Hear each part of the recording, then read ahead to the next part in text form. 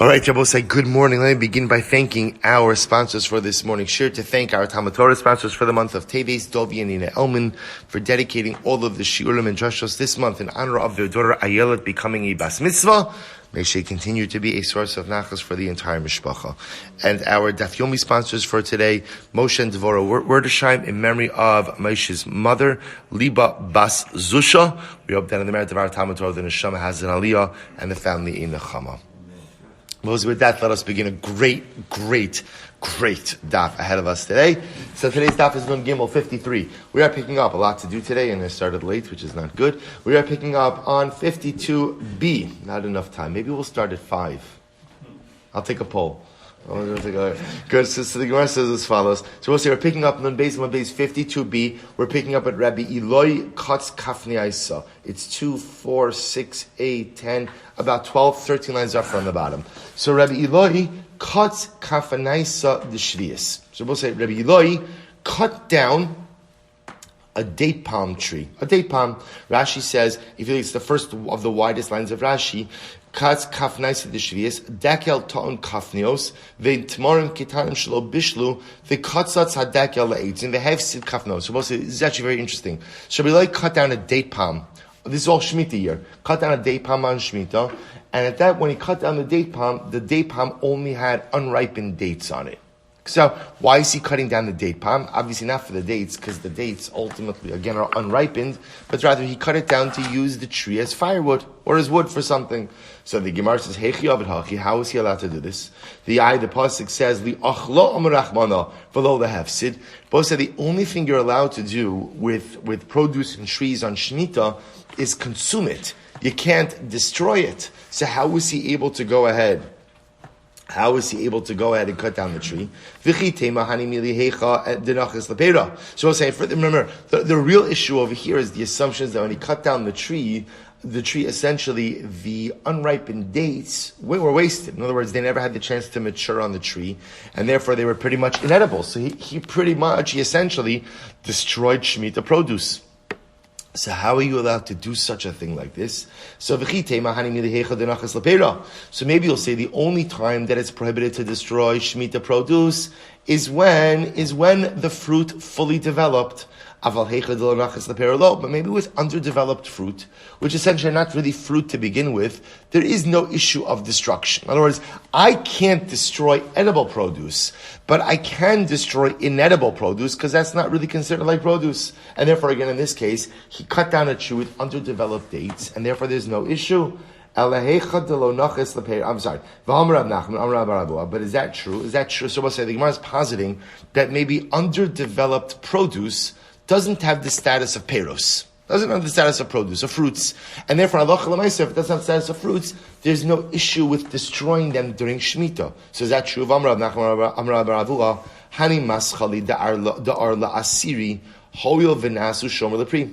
say these maschali da'arla. Now Rashi points out over here that maschali da'arla shomer hagadol sivos hatmarim. This is some type of shell or husk that grows around dates. So I'll say, so this maschali deperi, this shell or this husk that grows around the dates of arla, asiri, it's treated like arla. Hoil v'na'asu shomer lepri. The shomer lepri, so the Gemara says, since it becomes something that guards the fruit, therefore, by definition, it becomes part of the fruit itself. Now, v'shomer leperi emes habi. When does the date have this husk or have this shell? Bekufri, when it's underdeveloped, when it's in its young stages. Vika karle piri, and yet it's still called a fruit. So we'll say, what do you see from here? You see from here that even an underdeveloped fruit is still called a fruit. If that's the case, once again, how is Rabbi Eloi able to cut down a palm tree with underdeveloped dates that are now no longer going to mature and going to be destroyed? How is he allowed to do that? To which the Gemara says, Rav Nachman Rabbi Yossi. Rav Nachman holds like Rabbi Yossi. Dislan Rabbi Yossi Omer, Smadar Osir Mipnei Shehu Pri. Upalig Rabbanon alei. So both say, so perhaps again this is actually subject to machlokes. Rabbi Yossi holds that smadar. Both say smadar, as we're going to see, is when the fruit is beginning to mature. Right, the beginning of the maturation of the fruit. Rabbi Yossi holds that even smadar ultimately has a status of a pri. The Rabbanon disagree. So therefore I will say, it turns out that interestingly enough, there's a fundamental machlokes as to when does a fruit become a fruit. At what point in time is a pri reckoned as a pri? Is it when maturation of the fruit begins, or is it only a pri perhaps when it becomes fully developed? Says the Gemara, Maskif Rav Sim min Arda, Umi Palig Rabbanon aleid Rabbi Yossi b'shari lanos. So do the Rabbanon argue on Rabbi Yossi? In other words, but perhaps the machlokes Rabbi Yossi and the Rabbanon is only in the case of dates. Do the Rabbanon argue on Rabbi Yossi with other trees as well? V'hotinan, we learned. At what point in time is it prohibited to cut down trees during the Shemitah year? So Beishamai says, Kol ha'ilonos m'sheyotziu. So Beishamai says, this is very interesting, we'll say, as soon as the trees begin to develop leaves, you are not permitted to go and cut them down. Rashi says over here, that's in the beginning of Nisan. Beis Hillel omrim hacharuven m'sheyishreshu. Beis Hillel says like this, it depends. We're talking about fruit trees, I will say. So it depends. Beis Hillel says, pretty much, it's when the fruit trees begin to develop fruits. So for example, charuvin, right, which is carob trees, misheyesh reshu. Ultimately, when they begin to form chains. So we'll say this means ultimately when the carobs begin to develop in ways that they look like they're interlinked. V'hagifanim, and vines, top of Nun Gimel. Misheyigra'u. When ultimately, again, the grapes, we're going to see what this means, is they begin to bud. Right, you can begin to see a little grapeola that's growing on the vine over there. Vazisim, and ultimately olives. Misheyanitsu. So Rashi points out over here, Misheyagdil hanetz alein v'hukein maschali. So we'll say, so by the olives, when they begin to form an outer husk, an outer shell. Also, beginning of maturation. Ushar kali ilanos, but every other tree, misheyotziu. As soon as they begin to bring forth fruit, even in an underdeveloped state, they have the status of a pri, and halacha l'maaseh, you cannot go ahead and cut down those trees on a Shemitah year. So also, interestingly enough, the Gemara says as follows. So therefore, the Gemara says over here that you see that the Rabbanon argue on, the Rabbanon agree with Rabbi Yossi by Shari Lanos. Microphone? It's. I think there's a volume setting issue because if I keep it on my shirt, it goes into the red in YouTube. That's why I'm keeping it over here. Is that good? I can put it on if you want. All right. So the Gemara says as follows: V'amrav Asi, hu bosar, hu girua, hu pol halavan. And Rav Asi says ultimately again, this status is bosar, girua, pul halavan. I will say this is what we call this early state of maturation is called bosar, girua. And I will say pul halavan literally means white lentil. White lentil. So the Gemara says pul halavan sakadaitcha. Do you really think ultimately again it's an actual white lentil? Does that make sense? Ela ema shiuro kipul halavan. Rather say that the shear, the amount or the size, ultimately again is like a white lentil. So the idea being is, we begin to see that although there's some specificity, maybe by the carobs or by grapes or by olives, in general, again, when it comes to fruit is considered fruit once it reaches some basic level of maturation. Or I shouldn't say maturation, of development, of initial development. So the Gemara says, Man Shamos Leidamar Boser in Smadarlo.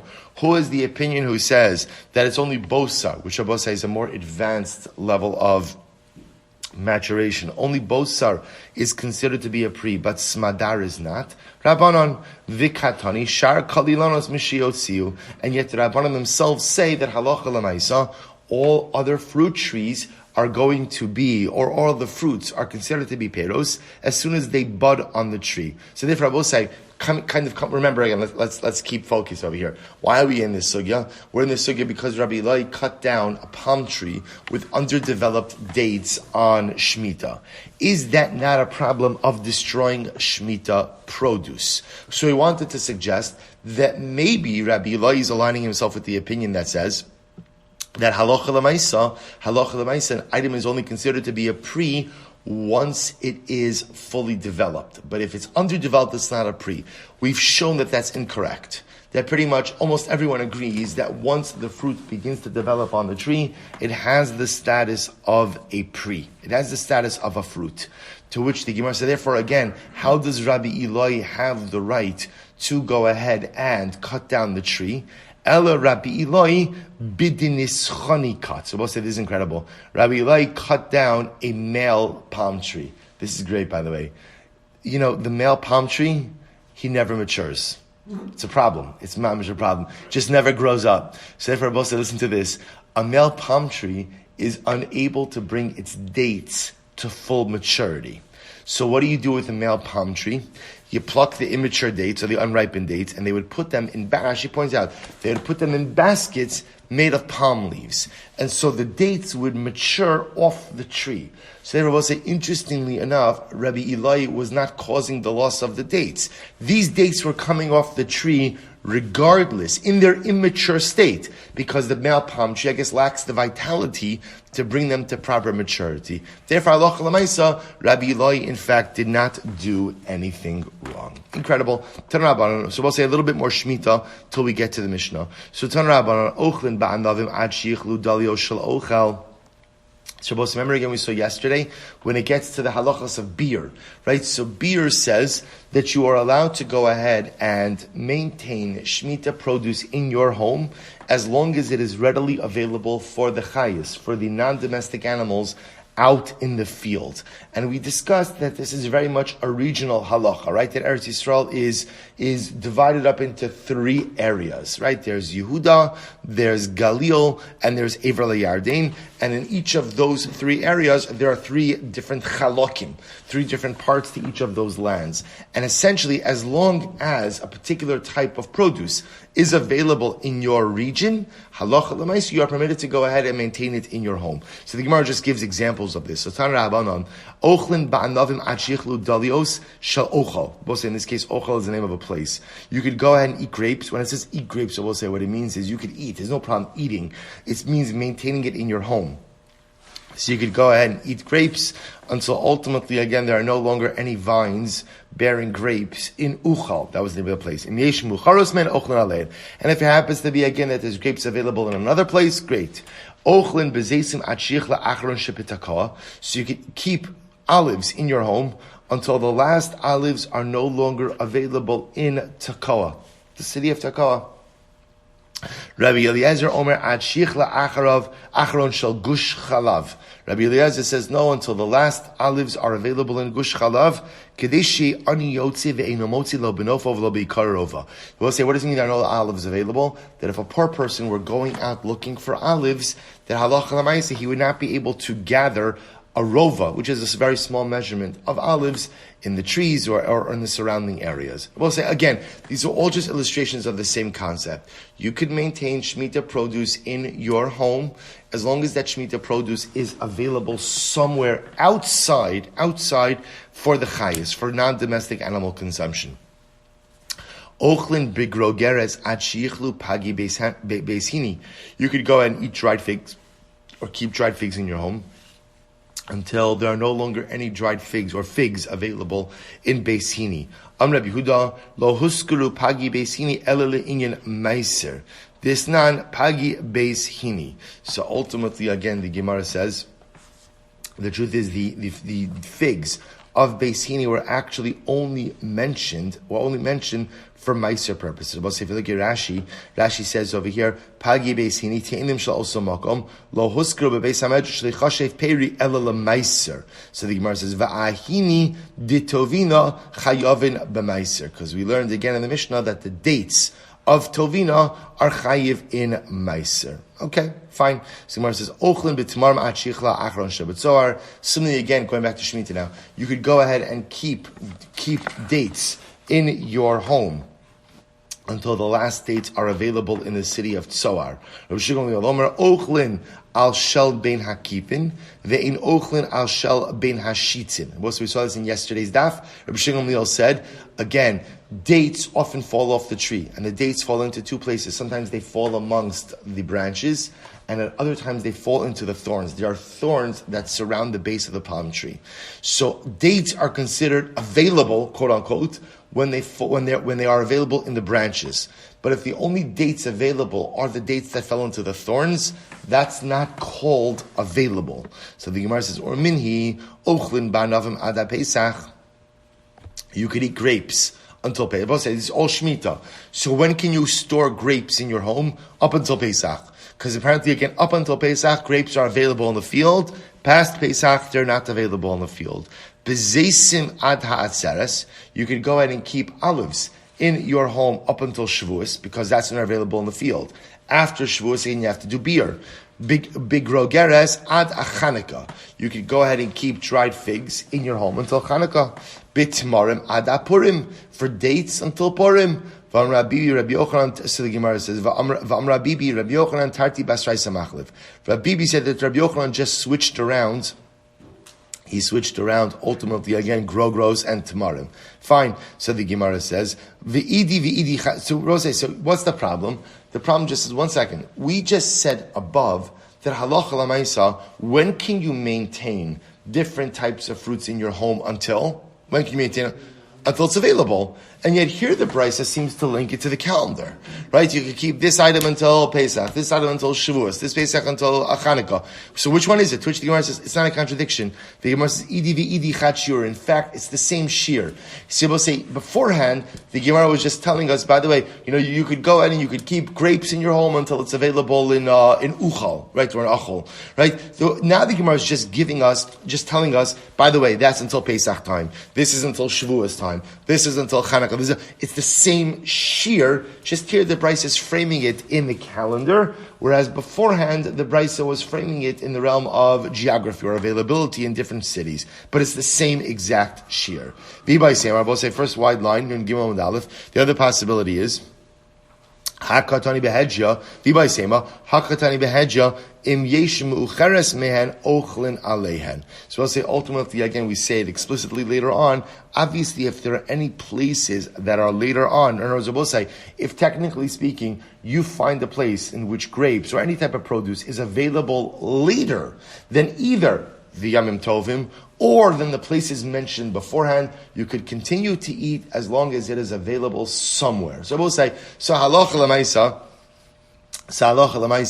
what comes out is just the simple halachas of beer.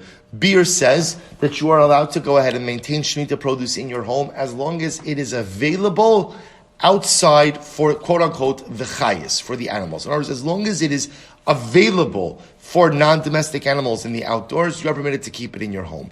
The idea is it doesn't have to be available in your city, right? Remember again, as you saw yesterday, as long as it's available somewhere in your region, that's enough to constitute availability, and that will give you the ability to store the produce inside of your home. But once, of course, it is no longer available, the concept of beer says that what? You must take any Shemitah food items that you have stored in your home, and you must make it hefker. Well, it's machlokes. You have to destroy it or make it hefker. We'll go with the hefker approach. You take it out of your home and you make it ownerless. Good. Tanya, Shimon Liel Omer, similar harim milan. Both says a very interesting Gemara. Shimon Liel says, the simon for mountains. Now, this is very interesting. How do you know something is called a mountain? In other words, the sign of a mountain, the topographical sign for a mountain are milin. Rashi says milin are golnut trees. Golnut trees grow on mountains. Simin la'amakim, dikalim. Ultimately, again, the sign of valleys are date palms. Date palms grow in valleys. Simin la'nachalim, kanim. The sign, the simin ultimately, again, of a stream are reeds. We'll see what this means in just a moment. Simin l'shvela, the simin for a plain, right, a plain, is shikma, are sycamore trees. V'yafal pisha in raya l'davar, and even though there's no raya for this, zeicha l'davar. Ultimately, again, there's a scriptural allusion. What scriptural allusion? Shneimar vayitin hamelach es hakesef b'Yerushalayim. So the king gave money in Yerushalayim, the Shlomo HaMelech, the incredible wealth. Ke'avonim. He dispensed money like it was stones. Ve'es ha'arozim nasan kishkamim. He gave out cedar wood like it was sycamore wood, asher b'shvela l'rov. He gave out cedar wood, which is obviously more expensive, like it was a sycamore in the plain. So you see over here that sycamore trees are commonly found in plains. Okay, so let's analyze this. Similar haramilim, so the sign, ultimately, again, of a mountain, is golna trees. Similar amokim dekalim, the sign of a valley, are date palms. Nafkamina lebikurim. They both say this has an important nafkamina for bikurim. Both say it's actually very important. What fruits do you go ahead and bring? Remember, for bikurim, first fruits, you only come from shiva saminim. So, for example, dates, of course, are one of the shiva saminim. But right, remember again how are dates one of the shiva saminim? Because when the Torah speaks about dvash, when it calls Eretz Zeis Chalav Udvash, so dvash is not bee honey, right? Dvash of Eretz Yisrael is date honey. So dates are one of the shiva saminim. So watch this. Disnan ein mavrin bikurim elam shiva saminim. We only bring bikurim from the 7 species that Eretz Yisrael is blessed with. Watch this. Velomi pero shebaharim. Velomi dikam sharim. Sorry, you don't bring bikurim from dates which grow on the mountains. Velomi peros sheba'amakim, nor from fruit trees that grow ultimately again in the valleys. Now, we'll say this is incredible. Now, I shouldn't say fruit trees. I should say fruit. We'll say, what does this mean? Date palms are only really produce good dates when the date palms grow in the valleys. So we'll say why? Because think about this. In valleys, Rashi points out, the water pools. So because the water pools, therefore again, you have good, strong, healthy dates. Masha'inkin, if you have a date palm that grows on the mountain, that's not going to be very good dates. Why? Because again, remember, the water slides off the mountains. So therefore, you only bring bikurim from proper fruits. So only from dates which grow in valleys. Similarly, if you have wheat that grows in valleys, you do not bring bikurim from that wheat. Why not? Because Rashi points out over here, pooling water is not good for grain. Right? Pooling water causes grain to rot. So because of that, any grain that grows in the valley, you do not use for bikurim. So this is actually a very interesting halacha. So remember, yes, bikurim comes from shiva saminim, but bikurim only comes from proper shiva saminim. What's proper shiva saminim? Shiva saminim that grew in a way that it was supposed to grow. That's why these halachas are important. So the Gemara is telling us, by the way, where do date palms, quote unquote, supposed to grow? In the valley. Right? Ultimately, again, what's not supposed to grow in the valley? Wheat, or I should say grain. Grain. Good.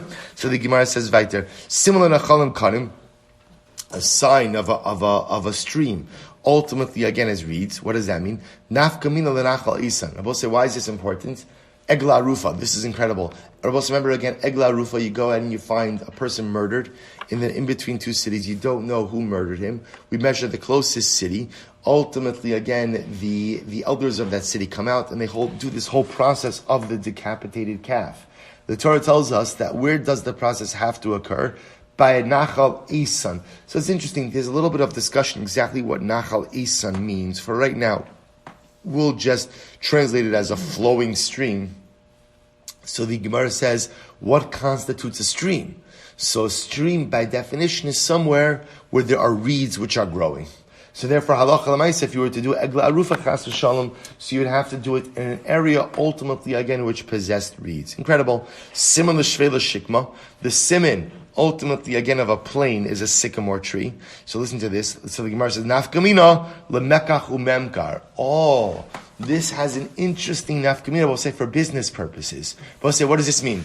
I go over to Ruvain, and I go into contract to Ruvain to buy a plane. Right? To buy a plane. To buy a shvela. I will say, what happens? I go ahead, and again, I've never seen the property. He described it, I never see the property. I buy it, I get there, I see, and what is it lacking? It has no sycamore trees. I will say, I have the ability to claim mekachtos. I have the ability to claim this was a mistaken sale. Because everyone knows that a plane, part of the definition of a plane is that it possesses sycamore trees. So this is incredibly important, to which the Gemara says, well, now that you said this, hashta da asis lahachi kulhu nami lemekachu memkar. The truth is, the ramifications of all of these statements, when you're defining what grows on these different areas, all of this could have a significant business ramification. Because I will say, what's the same idea? If I buy a mountain, if I buy a valley, right? A valley by definition has date palms, right? I buy a mountain, right? A mountain by definition, what did the mountain have?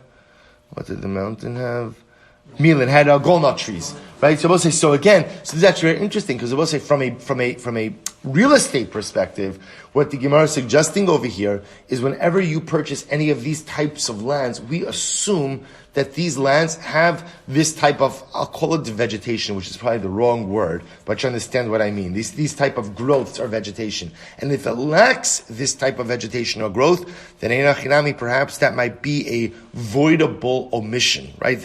Or I should say, might be a voidable reality, that I could void the transaction based on the lack of these items. All right, quite interesting. But let's say, here we go. Fascinating Mishnah. Makom shenagu limkar behema daka lenachar mocher. If you live in a place, we'll say, still talking about the minhag, being hagim now. If you live in a place where it is customary to sell small animals to Gentiles, you are permitted to do so. Makom shelo nagu limkar mocherin. But if you live in a place where they don't go ahead and sell small animals to Gentiles, you can't do so. We'll see what the issue is in just a moment. Buchol makom. We'll say, but wherever you live, we do not sell behema gasa, large animals. Or we'll say, large animals are beasts of burden. Beasts of burden. We do not sell beasts of burden to Gentiles. Now we'll say, what's the issue with selling a behema gasa to a nochri? So look at Rashi for just a moment. I'm in there, it's in the widest lines of Rashi, about 6 lines in. Tegazer be'Rabbanan mishum she'ila umishum schirus umishum nisyoni b'mesachas avodah zarah v'yisrael mitzav al shisa v'drabosha. Listen to this. This is incredible. Chazal were concerned about the following: that if we allow you to sell beasts of burden to a Gentile, you may easily come to enter into rental agreements regarding those types of animals. Well, here's the problem. The problem is a Jew is not permitted to rent his animal to a nachri over Shabbos. Why not? Because my animals have to rest on Shabbos as well. So, for example, on a technical level, I could rent to a nachri from a Sunday through a Friday. That's not a problem. But Chazal often these types of rental agreements were for longer periods of time. And if I rent my animal to a nachri and he ends up working that animal on Shabbos, I am in violation. That is an Isra Da'araisa. So Chazal therefore said you can't go ahead and rent an animal to a nachri. But in order to safeguard that, Chazal also said, you can't sell a behema gasa, beast of burden, to a nachri. Because we're concerned once sales are permitted, it's only a matter of time until what? Until people begin renting these animals as well. Remember, I want to point out, a sale, what's technically speaking, should it be permitted to sell an animal to a nachri? Yeah, that's not. Once I sell it, it's not mine. Who cares? But the concern are rentals. The concern are rentals, and we're concerned that if we allow you ultimately again to sell, you may come to rent as well. That's the concern. So we'll say the Gemara is therefore saying, so some communities, as an additional chumrah, said you can't even rent non-beasts of burden. I know it's not a good term. What we call it behemadaka, small animals. You can't even go ahead and rent small animals, or for that matter, sell small animals to a nachri, again, as a way of safeguarding the gzeira against beasts of burden. So again, that's minhag hamakom. If you live in a place where they don't sell behemadakas, can't sell behemadakas. You live in a place where they do sell behemadakas, you can sell behemadakas. However, again, in any place, we do not sell beasts of burden. Examples, agalim, syachin, shleimin, shvurin. Again, whether that's calves or foals, whether they are complete or whether they are maimed, right? Shover means broken or maimed. So we'll say, interestingly enough, you might have thought, well, if an animal is maimed and it can't really be a beast of burden, then halach lamaisa it should be permitted. Kamash malan, it is not permitted under any circumstance. Rabbi Yehuda matir b'shvura. Rabbi Yehuda says you can sell a maimed animal. That's not a problem. Because we'll say, since that's not really capable of work, it's not a beast of burden, it's no problem to go ahead and sell it. Rabbi Yehuda matir b'shvura. Ben Besera Mater Besus. Very interesting. Ben Besera says you could sell horses to an achra. We'll say why? Because horses, interestingly enough, were not used as beasts of burden. Ultimately, again, they were used just for riding purposes. Rashi says over here, Ben Besera Mater Besus, Lefisha Malachto Lerechiva, Unisune Didei Leka Lamigzar Bahan De'in Ban Ela Mishum Shavus, De'nochal Ga Behema Ga B'Shabbos. It's very interesting. Why don't we ride an animal on Shabbos? We'll say, why can't I ride my horse to shul on Shabbos? So I'm going to say, it's nothing to do with working the animal. It has to do ultimately, again, that I might break off a branch, right, to go ahead and use as a whip for the animal. So interestingly enough, based on this, Rabbi Yehuda ben Beseira said that you're allowed to sell horses. So Rabbi says it's very interesting. So again, what I want to point out there is something very interesting. Number one, the halacha is we don't sell behema gasa to an achri, right? Why not? Lest you come to rent them, and renting could be a problem. I still own it. The achri is working it on Shabbos. What are the limitations of this? So again, Tanna Kama holds this includes all animals, whether they're healthy or maimed. Rabbi Yehuda says no. If it's maimed, you could sell it. Ben Beseira says that an exception are horses. We'll say last part. Makum shinagu lechol tzli b'leilei Pesachim ochlin. Makum shinagu shelo lechol ein ochlin. We'll say a fascinating sugya. Eating roasted meat on the night of Pesach. Are you permitted to eat roasted meat on the night of Pesach? So Gemara says it was a din of minhag hamakom. So places where they ate roasted meat on Pesach, you could eat roasted meat. Places where they did not eat roasted meat, you should not eat roasted meat. Also, we're going to see this halacha l'maisa, which is really very interesting. What's the issue with eating roasted meat on the night of Pesach? Last Rashi in the Mishnah, 4 lines are from the bottom. Shlo lechol demechsi ka'ochel Pesach b'chutz, because it has the appearance like you are eating the sacrificial lamb outside of the Beis Hamikdash. Okay, we'll define the parameters here. Says the Gemara, will say, Amar Rabbi Yehuda, Amar Rav, Asr lo li Adam, sheyomar basar ze lePesach. We'll say a person should not say, this meat is for Pesach. Now, both say, bepashtos, a person is saying what? So Rashi points out this is even true if the animal is shechted already. So let's say, Erev Pesach, you say, this meat, this is for Pesach. A person shouldn't say that. Why? Because it has the appearance as if you're consecrating your animal and you're going to go ahead and consume a sacrificial animal ultimately outside of the Beis Hamikdash. So both say, we're very careful about how we go ahead and we talk about meat that you're going to eat. So both say, it could be, what I'm saying is I walk into the kitchen, my lamb is there, or my calf is there, and I say, this meat is for Pesach. Now, what do I mean? This is my dinner. I'm going to eat this tonight. So just don't use that verbiage, right? Don't use that lashon. Because that lashon of basar zeh lePesach has the appearance that maybe in your mind you think you're offering up Karban Pesach outside of the Beis Hamikdash. We'll say, by the way, this is why during the Seder, when we get to Rabbi Gamliel, right? Rabbi Gamliel, Amar Kosh, Amar Shlosh Dvarim Ela B'Pesach Liyos Dei Chabasan, the three, right? The most important part of the Seder, Pesach Matzah Marar.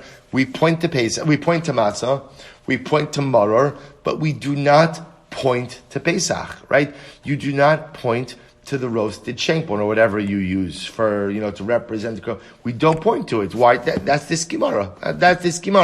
Because we don't go ahead and actively identify as anything as Pesach. Because the moment you do that, that has the appearance, ultimately again, of consumption of Karban Pesach outside of the vicinity of the Beis Hamikdash or of Yerushalayim, which of course is prohibited. Amar Papa. Dafka basar. This dafka refers to meat. Aval chiti lo deminta lepischa kamar. So ultimately, again, we'll say this only applies to meat. Meat, you can't say, this is for Pesach. But you can say it by wheat. Right? Why? Because we'll say, what happens if you say this wheat is for Pesach? Everyone understands that. What do you mean? What you mean to say is, you are guarding this wheat for the sake of Pesach. So the Gemara says, Basar lo, is that true? That you can't go ahead and say Basar Zula Pesach? When again, what I mean is, I don't mean this meat is for Karban Pesach. I mean this meat I'm going to consume on Pesach. But I said, this is incredible. Meisvei, Am Rabbi Yossi, Todus ish Romi, Hinhig es b'nei Romi, le'echol gidiyim mikulasin balele Pesachim. Todus. Right? Todus was an important man in Rome, a Jew, even though he had a Roman name. a Jew, and again, we'll discuss about him in just a little bit. He instituted an interesting minhag in Rome. What was dinner in Rome on the night of Pesach? It was a fully intact lamb. Gadim mukulas literally means armored. We'll discuss this in a little bit. The way they used to roast the Korban Pesach was the animal was whole, and the kishkas, the inside of the animal, was roasted alongside the animal. Right, the animal itself was on a spit, and its feet and its kishkas, its insides, were roasted alongside. Todus instituted that's how they would. That was dinner Pesach night. Shavuot say, which looks a lot like what? Korban Pesach. A lot like. Forget about your shank bone. Todus is roasting, right? An open fire, a spit, a full lamb on a spit. That is Korban Pesach. But he's doing this in Rome. So the Gemara says, Sholchulo, and the Chachamim sent to him, El Malay Todus Ata, were it not that your Todus, Gazranu Alecha Nidui, we would excommunicate you. Sha'ata Machil Es Yisrael Kadshim Bachutz, because you are causing Klal Yisrael to eat karbanos outside of the Beis HaMikdash. Kadshim Sachadaitcha, come on. Even Todus wasn't saying that it was actual Korban Pesach. Ela'ima, rather what he means to say, Amadeis, Ela'ima Karov Lahachil Es Yisrael Kadshim Bachutz. It looks like you're causing the Jewish people to eat karbanos outside of the Beis HaMikdash. So makulas in, shemikulas both say now in this case, why was it problematic? Because again, remember, both say this case, it makes sense that it's problematic. I hear this. Because at the end of the day, the lamb is fully intact, it's on the spit, and Lamaisa, it looks like a Korban Pesach. However, again, lo makulas, she'in makulas lo. But from this you could see a piece of roasted meat, right? If I go ahead and I say, I'm going to eat this meat for Pesach, and it's just a piece of meat, not a fully intact lamb, that shouldn't be a problem. To which the Gemara says, here we go. Makulas loshna amar, loshna lo amar. The truth is, Rabbi saying, if you are roasting a fully intact lamb, that's problematic. Whether you make a declaration that this is for Pesach or not, it's problematic, just because the optics of it are not good. She'ena makulas, perish in, lo perish lo. If you don't have a fully intact lamb, but rather you just have a piece of meat, then it's only problematic if you say this meat is for Pesach. But if you don't say anything, then it's not problematic. So we'll see in the Shulchan Aruch, again, we're not going to do it today, we're going to do it tomorrow, Meretz Hashem. We'll see in the Shulchan Aruch how exactly this plays out, but we know that there's a very strong minhag to avoid any type of roasted meat on the night of Pesach. Interesting discussion amongst the poskim about chicken, right? Because chicken, again, there are many who are makel by chicken, that chicken is not a problem. It's really only meat, because Korban Pesach ultimately, but Emir Hashem, we'll see in the Shulchan Aruch. But you see this sensitivity of Chazal to avoiding anything which has the appearance ultimately, again, of offering up Korban Pesach outside of the Beis HaMikdash. Now watch this. So the Gemara says, Rav Acha masni l'hamasni sikrab Shimon. So Rav Acha, he went ahead and he quoted this story, this episode of Todus in the name of Rab Shimon.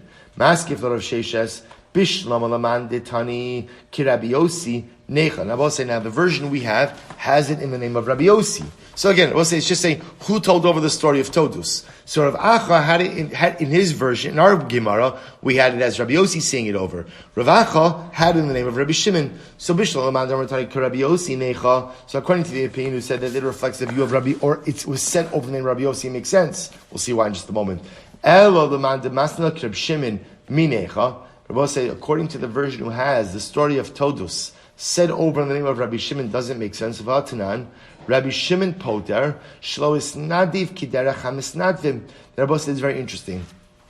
What happens, very, very quickly, what happens if a person pledges a Korban Mincha from barley? From barley, right? So Rabbi say, there is no such thing as a Korban Mincha from barley, right? Korban Mincha only comes ultimately from wheat. From wheat.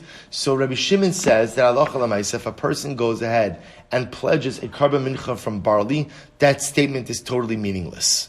Totally meaningless. Essentially, we'll say the lashon the Gemara uses is tafas lashon acharon.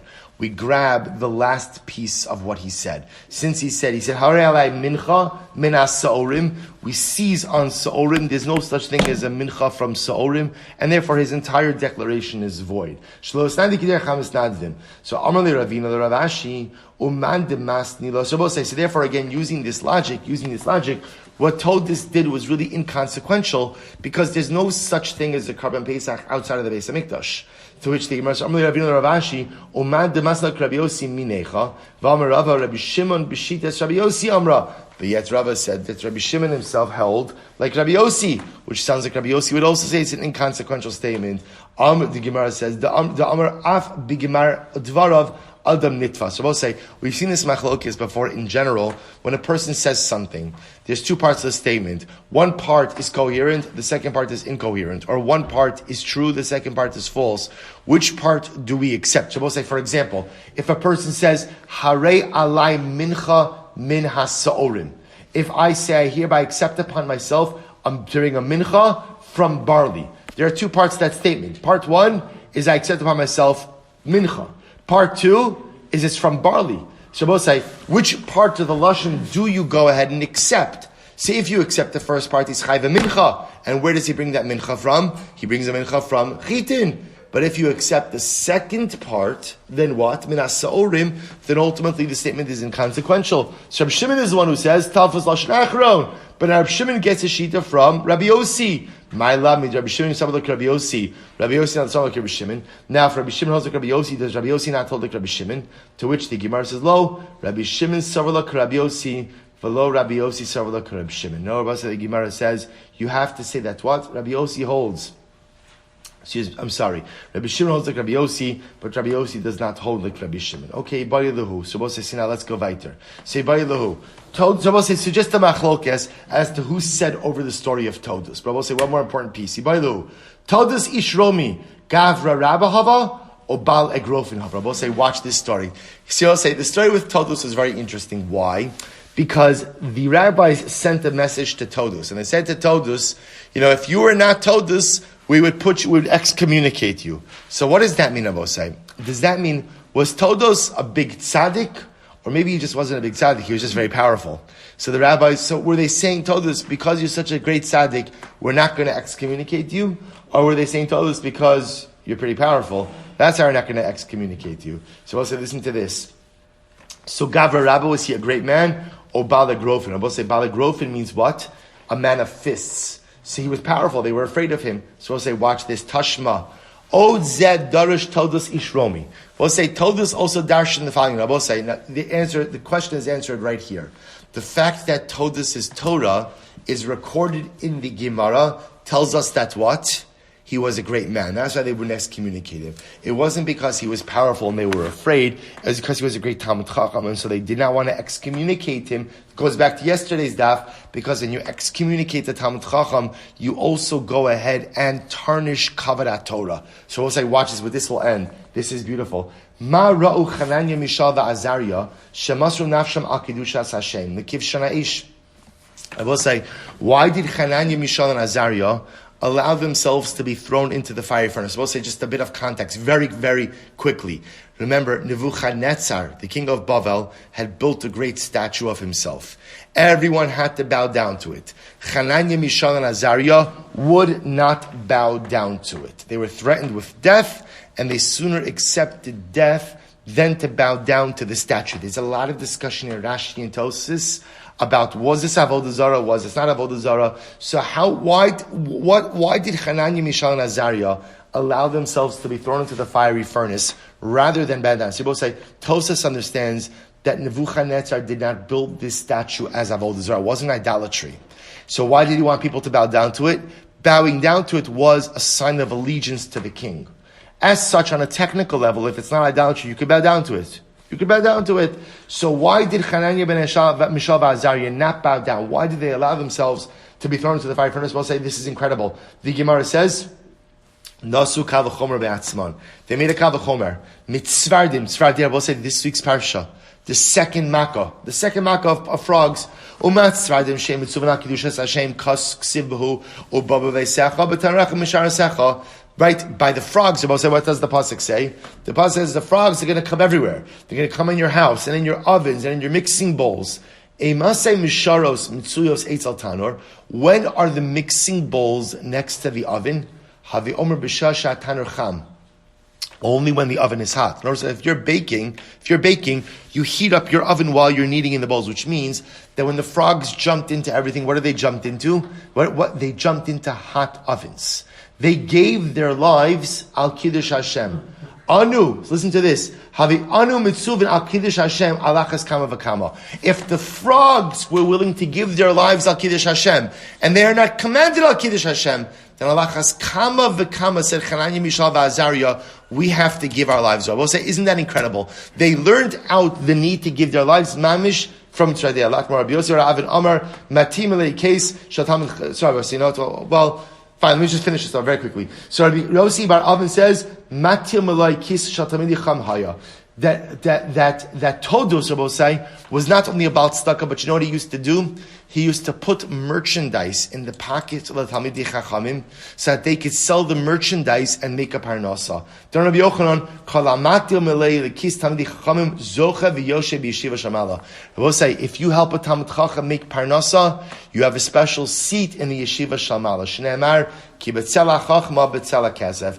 Those who sit in the shade of Chachma, the shade of money. Rabbi say an incredible yisod. We'll stop over here, but the yisod ultimately being that Todus. So Rabbi say, see two examples of how Todus was a great tzaddik. Number one, because he darshan Torah, his teachings are included, and number two is that he gave the Talmidei Chachamim merchandise with which to make a parnas. All right, Rabbi say, we'll stop here.